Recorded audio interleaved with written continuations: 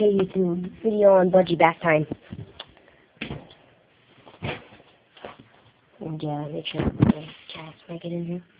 Well, there's my little budgie tree. Taking a bath. Taking a bath. And the thing about bathing budgies is you've got to make sure the water's warm. The water's got to be nice and warm.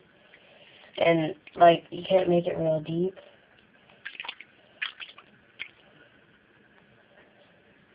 And you gotta kind of clean them off pretty good, because they're feathered down birds.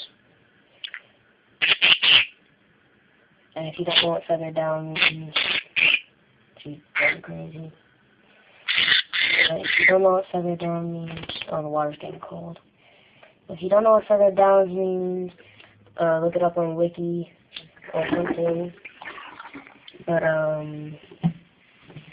anyway, that's it. And afterwards, just get a kind of little, hand towel. Little hand towel. And they're going to be shivering and stuff. So just kind of grab them there and just dry them off real quick. What your favorite part about taking a bath and drying off? But yeah, that's it. And he's wet budgie. Yeah.